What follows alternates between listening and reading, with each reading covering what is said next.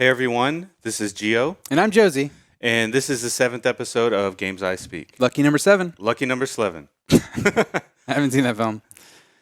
So let's start off. You actually brought this to my attention. So this week, BioWare announced changes to Anthem. Yes. So what do you think about this? It's my favorite game of all time. No, I'm kidding. I actually haven't played this game. I was slightly interested in this game initially, but, BioWare... The reviews were harsh. The reviews were harsh. And, I mean, from what I've heard of it, it was mostly just stay away. Yeah. But here's the thing. With the 2.0... revisit, they obviously spent a lot of time creating this game, this world, these assets, everything about the game, the mechanics. They don't want to throw that away. And I understand. One of my favorite games in recent memory is Final Fantasy XIV Reborn. I didn't play the initial Final Fantasy XIV because I heard it was a slog, which, oddly enough, I played Final Fantasy XI, and that was a slog in and of itself, but neither here nor there. What I'm trying to say... It still had a cult following, though. Yes. Yeah. And what I'm trying to say is that Final Fantasy XIV reinvigorated the franchise and it redeemed itself. It was a success. Yes. It was a success. I played it. And again, more recently, No Man's Sky.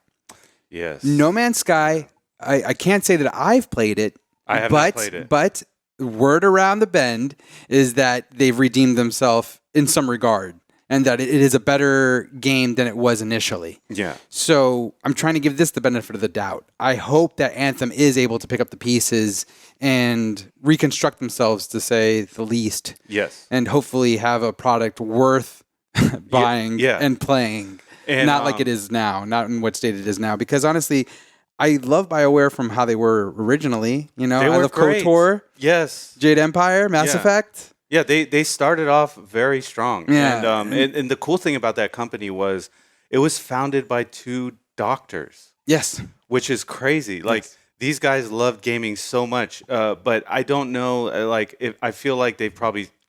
I don't think they're no longer with the company. Yeah, they sold it to EA, right? Yes. Yes, they sold it to EA. And the only reason I know that is because BioWare and the company that I'm not going to mention that I used to work for actually kind of merged together. Yes. Right before I left. So things haven't been going well for BioWare. No. And I just think it's mismanagement. Honestly, that's what I believe. Well, it's also a lack of the creative direction too, because like I said, those 2 doctors, I believe both of them have left. So BioWare is kind of like BioWare name only, not so much in the heart of the company. Yeah. So I hope that they can, pick up the pieces and bring out a great quality product. What do you think? Yeah, I don't like to see gamers throw their money away. Never. Yeah. Unless it's a collector's edition. Yes. Which you know all too well, my friend. Oh, yes, I do. So yes, I hope they can salvage it. I want them to give it to the people who have already bought the game for free. Because they've already bought the game, they've already invested, and they should be rewarded for changes. Yes. Everyone else who hasn't bought the game, obviously, they would have to buy it to play it. But I don't like seeing failures like that, and I hope they can recover what they need to make the people. There's still people playing the game. Yes. So yeah, help those people out. I want to see it succeed. Now, in that regard, do you think it could go the other way? Maybe a Fallout 76 type situation? Ooh, and that's the most thing. That's the closest thing in recent memory that I can think of that, hasn't picked up the pieces and doesn't look like it will. It's only been making poor decision after poor decision. Let me say this: when Fallout 76 was announced, it looked so promising. Yes, it looks. So, I was excited. I was going to pre-order the collector's edition. Yes, I didn't. Dude, you missed out on an awesome canvas bag. I heard. Oof. Oof. Hey, the helmet's pretty cool. Yeah, the helmet's pretty cool. But so we've just seen a lot of questionable decisions by a lot of big gaming companies lately. Yes. And it's just their timelines aren't right. They're pushing things that aren't done. And that happened with Anthem. So, I commend their effort to pick up the pieces and make things right. And I think they should do that. Okay. Yeah. Okay. We'll see what happens. Yeah, we'll see what happens. Next in line? So next up, we kind of briefly talked about this last week. So the thing is that I talked about how Evo Japan. There was like 7 Leroy Smiths in the Out of the top 8. Yeah. Yep. And so they nerfed him. There was a round of nerfs, and I mentioned that I heard there was another round coming. Right? Second round. Yes. Look at all these nerfs. Oh God. Look at all these nerfs. Oh Lord. Look at that. So they basically reduced his damage across the board. And if you've been listening to our episodes or watching, you already know how I feel about nerfs and how they can ruin characters and maybe even take you away from the game. These look extensive. These are serious nerfs. I mean, look at this. -4 frames when guarded. From 0 to -4 frames, change opponent's behavior when counter hit. I mean, these are really big changes to the character. And I don't know. So I saw some... posts on Twitter with Leroy Smith players. That's such a great Not response. a good look. Not a good look. I mean, but I have to stress this because I stressed this last episode. You can't make sweeping changes purely based on a tournament environment. Yeah, take away my devil's advocate on that. Yeah. No more devil's advocates. You're right all the time. And the Leroy Smith players who loved the character when he first came out, they are very upset because he sucks now. Yes. He sucks now, and they just... Flashbacks to She-Hulk. Yeah, flashbacks to She-Hulk. They Marvel's just ruined him. You can't do that. Like, let's make more nuanced and subtle changes, and let's just put some more testing out there. Roll them out slowly. Yeah, roll them out slowly. Like, don't just destroy the guy because the tournament scene. You know what I mean? You know what fighting game did that well? What? Smash Brothers. Oh, yeah. Bayonetta. Yeah. She was insanely powerful, and they nerfed her in considerate ways. Yeah. Now, she's still a lot of fun to play. She still has a fantastic moveset, but she's not as powerful as she used to be. Yeah. So you gotta... and I'm not... in like, balancing fighting games is probably one of the hardest... Incredibly difficult. It's probably one of the hardest jobs in all of, like, video game, like... I don't even know the right term, but design, QA or design or whatever. Like, you just don't know what's going to be exploited by people. Obviously, Leroy Smith was too strong. Yes, but you can't make the characters unusable. That's a problem. Like I said, it takes people away from the game, and they just move on to something else. And what I think is going to happen, because people get attached to these characters. They do get attached to the characters. I play Alyssa. I'm an Alyssa player. I've played Alyssa for the last like 5 years. So if they nerfed the crap out of her, I would be upset and I'd probably quit the game. Tekken? Yeah. For real? Yeah, because he's played every Tekken. Yeah, I have every Tekken too. I had like... You even have Tekken Dark Resurrection on the PSP, and that game's not even that great. Shut your mouth. That game is amazing. I played the hell... Dude, I turned on... I found my old PSP randomly. I turned it on. I had like a 100 match win streak against the ghosts and the hard... oh my God. The ultra hard PC. And then I lost it immediately when I tried to play because I forgot how to play. Oh, that's unfortunate. Yeah. Oh. So I love Tekken. And he would give it up. Yeah. All of it. No, I wouldn't. I'm just lying. Yeah, I was going to say, it was a little dramatic. I would just pick a new character. But no, yeah. But it would hurt. So this is my prediction. All right, I'm going to give a prediction. Let's hear it. This is what I think is going to happen. They're going to make these nerfs. People are going to get upset. And then... They're going to roll back some? No. They're going to wait till the next season, and then they're going to improve them again. That's what I think is going to happen. So, okay. I feel like... You heard it here first. I feel like they do that to push back development, but I think they also do that to like draw people back in a weird way. Oh, of course. Yeah, because they're of course, because it's a selling point. We're bringing back Leroy Smith. He's got this now, and then people are going to be, oh, he might be good again. You know what I mean? So exactly. I think that's what's going to happen. So interesting. Yeah. Okay. We'll hold you to it. Okay. So we're not done with fighting games yet. Yes. Next up, we have Dragon Ball FighterZ. Yes. So they announced Season 3 changes. So the biggest one, let let me turn this. All right. So the biggest change was they added a fighter assist selection. Yes. So so you can assist. You can select exactly which kind of assist each fighter has. Yeah. When you call upon them as an assist character. Yeah. It's back to Marvel. Marvel vs. Capcom 2, Marvel vs. Capcom 3. Yeah. And the reason why they did this was because people have been asking for it. well, it made people too locked into certain team orientations. And the reason being is that, like, this character has this specific move that I need, but then, as a character in and of itself, exactly, as a character in and of itself, whenever I lose my main, then I have to rely on this one. It's like, oh, gosh. Yeah. And I have to use you as an actual character, and it sucks. So now they're following the Marvel approach where each character has 3 unique assists. Yes. And those assists are probably, I'm just guessing, horizontal assist, anti-air assist, and then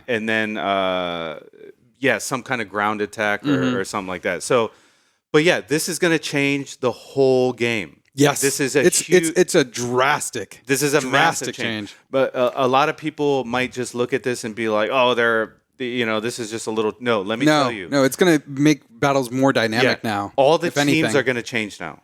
I'm just saying that right now. Every single team is going to change, and people now are just going to be able to say, "Oh, I like this character. I'm going to make him work," or "I like that character. I'm going to make it work." Fights are going to last longer.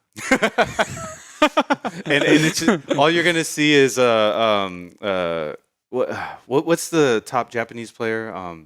I can't remember his name, but you're going to see Sonic Fox and the top Japanese player, and they're just going to be like, like block, overhead block, crouch block, overhead block, cross up block. Like their blocking skills in that game is so ridiculous, and it does make the matches run a little bit long. Turtling is kind of it's a little broken in that game. Yeah, but yeah, I think it's a good change, and I'm actually debating getting back into it just to see the changes because I want to come up with a cool team. I already have seasons 1 and 2. Yeah, I just bought them. I didn't actually play back, so I do want to go back. And also Ultra Instinct Goku. I'm just going to say that right now. Yeah, they unveiled Ultra Instinct Goku and Kefla from Dragon Ball Super. Okay. Super excited about those characters. You're familiar. Can you explain those characters a little bit? So I don't want to spoil the actual show. Brief overview. Why are people so excited for it? In Dragon Ball Super, the next stage or evolution of Goku's power level is Ultra Instinct. And Ultra Instinct, exactly what it sounds like, where he is reacting based on instinct. He's not even thinking. Like all his moves are just like he's in the pinpoint Matrix. Reactions. Exactly. That's a perfect example. It's just like Keanu or the one Neo fighting Agent Smith at the end of the first Matrix, where he can see the code and he's just like moving all over the place. That's Ultra Instinct. Oh, and Kefla is the fusion between Khalifa and Kale. From a different universe. That sounds like a salad. Well, all the Saiyans are named after vegetables. Okay. Goku, Kakarot, carrot. Yeah, Goku Vegeta, is, vegetable already. Yeah. And then Gohan, shoot. Well, Gohan doesn't have a Saiyan name because he's half human, half Saiyan. He's a dirty half-breed. But no. And Kefla is pretty much the Broly of this other universe's Saiyans. There's like the multi-universe tournament arc in Dragon Ball Super, which is awesome, by the way. And they actually get fighters from different universes. And in this specific universe, they have different types of Saiyans. Okay. And Kale and Caulifla came from that universe. And they fused to become Kefla, who is just like this brute of a Saiyan. They're awesome. Kind of like Broly? Like a similar like Broly I said, type character? Yeah, exactly. Okay. Which they already have 2 different versions of Broly in there, but still, I'm not complaining. Broly's freaking awesome. Broly is incredible. Yeah. But no, and then there's still 3 unveiled fighters that they have not yet to reveal yet. Yeah. So exciting. Okay. I want to know what happens, and also please give me another season of Dragon Ball Super. Yeah, but just let's chill on the Gokus for a little while. Dude, Ultra Instinct looks intense. Yeah. Okay. No. That sounds amazing. I want to see it now. Yeah. Okay. So next up, this is something that I'm kind of interested in. I know you don't play WoW, but no. So World of Warcraft, they just announced that they're moving their whole esports platinum platform to YouTube. Well, here's the thing. So maybe you can explain it to people like me watching the show that don't know. I didn't even know that there was esports for WoW. I thought it's an MMORPG. Like, what do they do in terms of esports? So, okay. So I'm glad you asked. The thing about first, let me cover the two different competitions. You have the Mythic Dungeon International. Okay. And all that is it's a difficulty level of dungeon. It's like a pro difficulty level dungeon. Okay. And then you have the Battle Arena. So Arena World Champions. Characters versus each other? Or like groups of characters? So the Arena is your PvP, and then the Mythic is your PvE. Yes, okay. So the player versus player, player versus enemy. Yeah. So the way it works is they set up these like crazy. They'll set up a dungeon that people is in the game, right? And they did mention something about there's going to be these portals that allow them to like enter another world and fight certain monsters. Okay. That was a recent release they came out with. But essentially, teams will go and try to conquer the dungeon in the best way possible. So they're going to try to beat it the fastest. Oh. And whoever wins, they win that tournament. And as far as Arena, that's just pure PvP skills. So that's basically what it is. And it's an interesting move that they're moving it all to YouTube. Yes. Because... What about Twitch? Exactly. A lot of esports is on Twitch. But I do have to say, as esports are getting more popular, which they are, they're becoming huge, certain networks are making certain deals. So, for example, Evo 2020... They want a piece of that pie. They want a piece of the pie. Evo 2020, part of that's going to be on ESPN. So these networks, they're trying to get their foothold in the market. Mortal Kombat 11.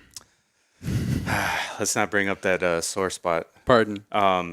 But yeah, so I think it's cool. That sounds cool. It's going to be on YouTube, and I don't watch the WoW esports stuff. Yes, but I've played WoW extensively over the years, countless hours. So I love the game, and I mean, I'll probably check it out. So here's the thing that I want to ask on top of that is these dungeons, can they be accomplished in a reasonable amount of time? Because, you know, when I think of like MMORPG dungeons that are like incredibly difficult, I think about things that span the course of numerous hours.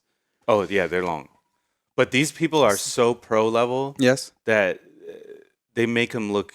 actually, they don't make them look easy. It's like an esports stream of 17 hours. You know what I mean? No, they're not that long. Okay. So for the average guild, 2 weeks. For the average guild, it's progression, right? Yes. So a new dungeon comes out, they have to progress to each boss separately. So there's a marker. Yeah. Okay. And then once they learn, it's like a race. Yeah, kind of. And once they learn the mechanics of that boss, then they progress to the next boss until they beat all the bosses, and then they get it what they call farm mode, where they're able to just farm it for gear now. So that's the normal progression. Yes. But these pro level guilds, some of them will wipe out a new dungeon in hours after it comes out. Wow. So this is the highest level of WoW playing ability. My reaction was wow. I didn't even mean that. That was scripted, by the way. There's a cue card here that says wow. Just say wow after everything. So next up, there's Final Fantasy VII Remake screenshots. Hell yeah. So let's look at some of these. Before we go into this, do you want to tell people about how excited you are that you were able to snag a collector's edition? Yeah. So we talked earlier in an episode about how the collector's edition wasn't the best because it's not all... It's a soft bundle. Yeah, it's a soft bundle. It's not all packaged together. But I was pretty hyped to get it because it's rare. It's very hard to get. Yeah, and it has Cloud and the Hardy Daytona. Yeah, and it popped up on the store, and I saw it, and I was like, sold, and I just bought it. So yeah, I'm pretty hyped about that. Yeah, no. I want that bike. I'm super hyped for this game in general. Look at Hojo. Look at Red 13. Okay. Red 13 is one of my favorite characters. So let's talk about Red 13 a little bit. Looking good. this looks like how I would envision him if he was this way. I mean, we saw him in Advent Children, and he was pretty similar to this. Yeah, that is true. Man, Advent Children, that was a long time ago. Yeah, right? So we have Hojo here. The cruel Dr. Hojo. The cruel Dr. Hojo. Yeah, he's looking pretty good. Yes. And then they show a lot of combat scenes with Tifa. Oh, man, I am super excited for Tifa. Yeah. I love brawler characters. So. Oh, yeah, brawler characters are amazing. Yes. I just like getting like in an enemy's face and just like pummeling them. Yeah. And then here you can see some spells. So, yeah, I mean, it just looks amazing. They also released the actual opening of the game leading into the original opening of Final Fantasy VII, which is the train run. And sadly, I haven't seen it yet. Well, we'll get to that. We'll get to that. It's fine. It's fine. Actually, I kind of didn't want to see it because I'm like, I just want to. You want to see it for the first time? Yes, exactly. And then I broke down and actually watched it. Okay. But I watched it on my big TV, my big new TV. Maybe I'll be the one that doesn't break down and watch it. Yeah, even though I'm telling him to do it. So I don't know about that. Maybe I'll just refuse. But it looks incredible. Yeah, no, it looks incredible. Yeah. I'm super excited for the game. And, this delay ain't stopping nothing. No, it's not. And like we said before, it's not a long delay. No. A month and a day or so. Yeah. So super excited for the game. They just keep the marketing team is working hard on this. Yeah. Because I keep getting commercials and they keep releasing things on a pretty constant drip feed. Yeah.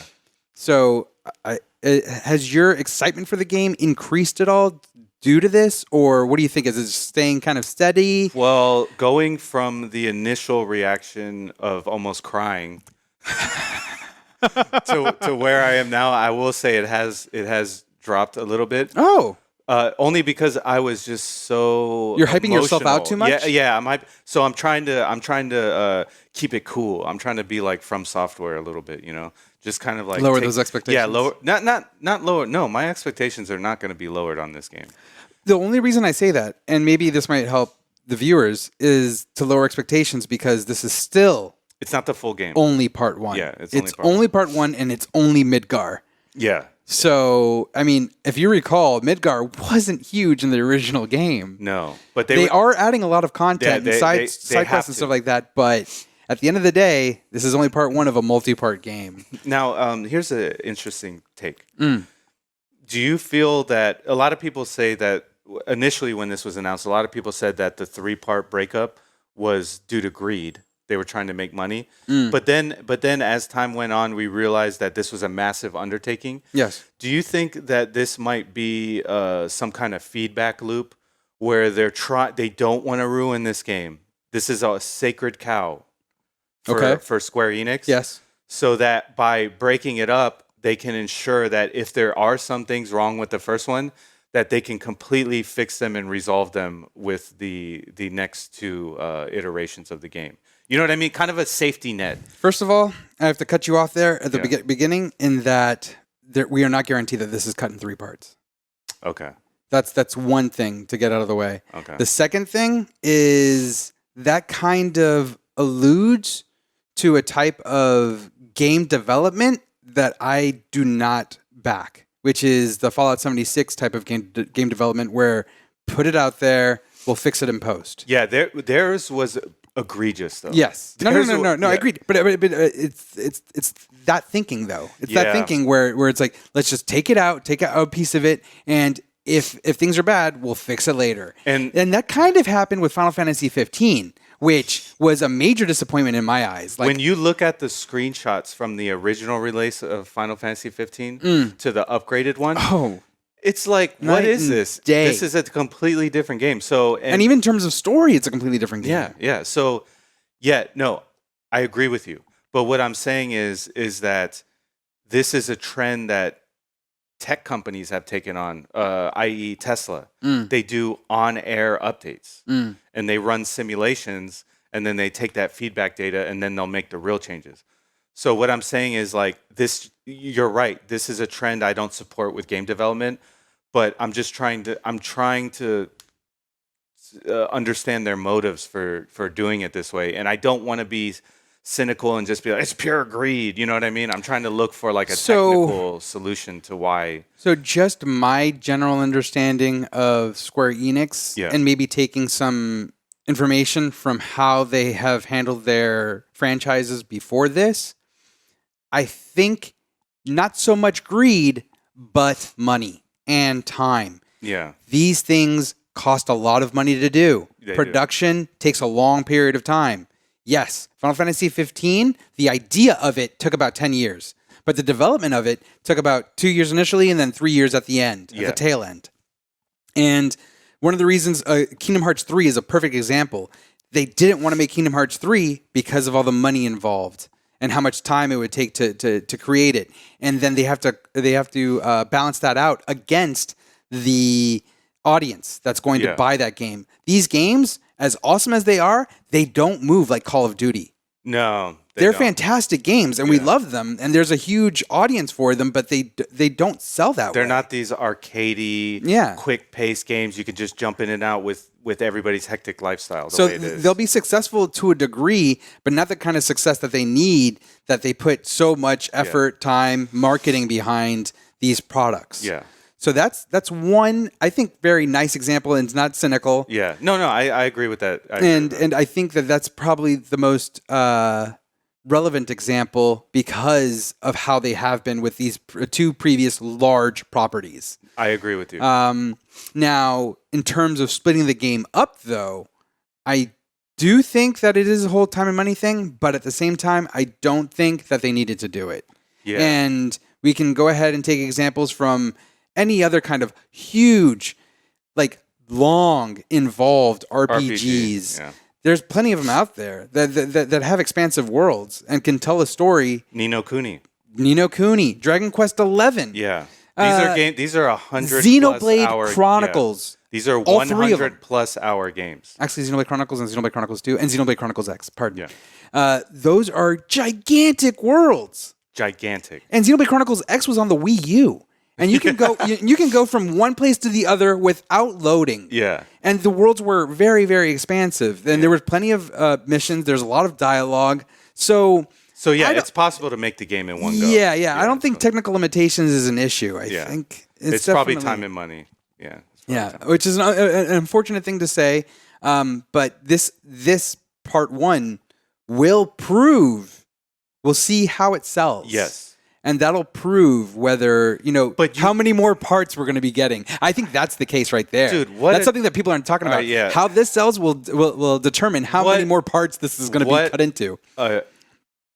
Let's not even talk. I don't want to bring out the bad juju because that is a catastrophe. What? I don't even want to think about it. What? Part one failing and then the game not being finished. So I don't even want to think about that. Fair? Yeah. But speaking of money, yes. That brings us to our next topic, and that is the PlayStation 5. Ooh. So can you elaborate? Yeah, elaborate what's going on here because it's pretty bad. So the number crunchers at whomever went ahead and dictated that the PS5 components and everything to produce one console totals into $450. Gee. That's just to create the console. That we're not talking about like labor. Back end. Yeah, we're not talking about marketing. And we're not even talking about software. Nope. Which is in and of itself is as big as the hardware.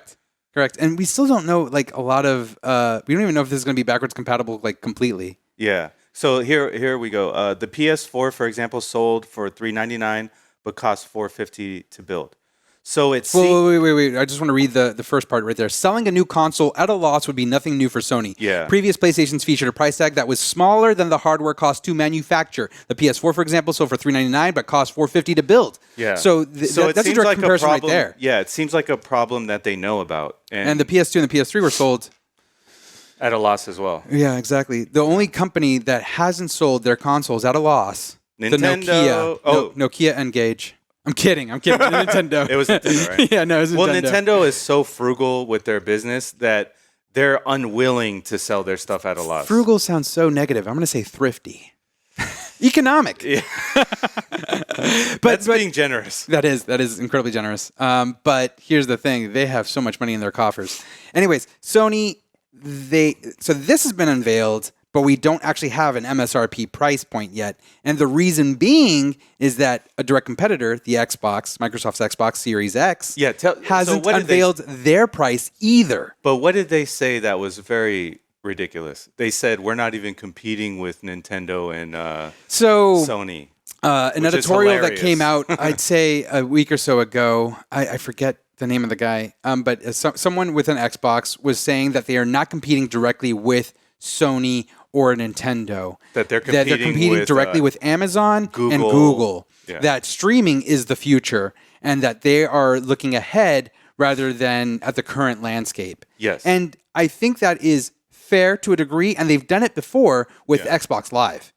Yes. They were ahead of their time with Xbox Live on the original Xbox. Yeah. And Xbox 360 succeeded because of it. Xbox 360 was my favorite console of that generation. Yes, more than Hands the PS3, down. definitely. Yeah. I bought every first-party game that they made, practically, and third-party games, I never even looked at the PS3. I always looked at the Xbox 360, especially since like that cell processor thing was hard to develop for. Yeah. A lot of games were primarily developed for the Xbox 360 and then ported over to the PS3. Yeah. One notable example, which is coming up currently, Bayonetta and Vanquish, they both really played really well on the Xbox 360, like butt on the PS3. Yeah. So that's why I'm getting the upcoming Bayonetta and Vanquish 10th anniversary game, which is coming out next week. I ordered mine. Yeah, on the PS4 because I was like, it better play well. Yeah. Yeah. But Sony is waiting. It's a waiting game, and they want to see how to react with the Xbox Series X, and we'll probably get a price for the Xbox Series X at E3.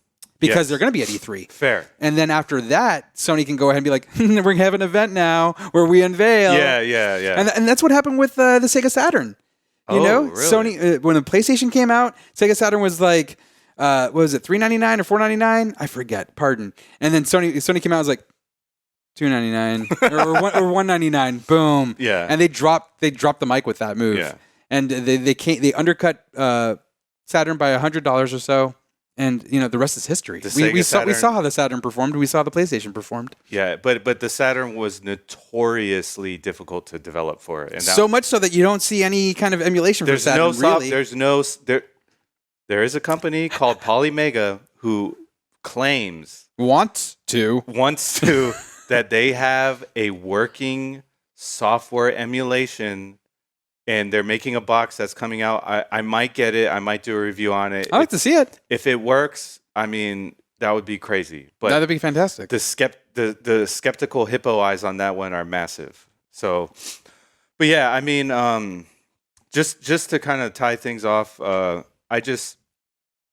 streaming, I do think it is the way because it is the way. And you and me are physical guys. Yes. And I think there will be a niche market for us. Physical copies. Way in the future. There will be a niche market for us. Because it's currently happening with limited run games, special reserve games. Super rare games. But if you're just looking at like waste, pollution, everything like that, it just makes sense. Yeah, I don't look at that. Okay. I'm going to live in the Blade Runner future where we're surrounded by trash. We're just throwing game cases out of our cars. I'm not going to go off-world. Yeah. But if you just look at sustainability, the Earth has to change as a whole. Mm. And part of that is less physical, Nah, fam. That ain't me. Less plastic, So I do see it happening. But I do think that there's going to be a market for guys like you and me. A good example is vinyl. Yes. Vinyl had gone away, but now it's a niche market where people are enjoying vinyl, and it's got a resurgence of some kind, especially for collectors. And so you're seeing a lot of modern CDs or music in general come out in special edition vinyl copies. It just sounds better. That's true. It does. And I mean, it's doing with game soundtracks too. There's a lot of beautiful game soundtracks that are coming out on vinyl solely, and they're fantastic. Like I still want to collect the Nier Automata / Nier soundtrack on vinyl, and then I believe Fangamer has a Metal Gear Solid 3 vinyl that looks awesome. Nice. And then they also brought the Castlevania music on vinyl too. Yeah. So. Yeah, no, there will be plenty of opportunities. It's just not going to be as prolific as it has been. or as easy to collect for. Yeah. I mean, especially with brick and mortar stores kind of going the way of the dodo. Times are changing. Times are changing. And we all know what's going on with GameStop right now. Times are changing. True that. But yeah, thanks everyone for tuning in. If you want to join the discussion, please leave a comment on any of the discussions, on any of the things that we talked about. What do you think about the Sony price point? Do you think that we have any kind of good plans on that in terms of them coming after Microsoft's conference or before? Yeah. Ooh. And let us know which console you're looking forward to. And are you excited for Ultra Instinct Goku? Exactly. But yeah, thanks everyone for tuning in, and we'll see you all next week. Take care. Hey everyone, thanks for watching this episode of Games I Speak. How much money do you think Sony will lose on the new PS5? Is it even a big deal? Let us know in the comments below, and we'll see you all next time.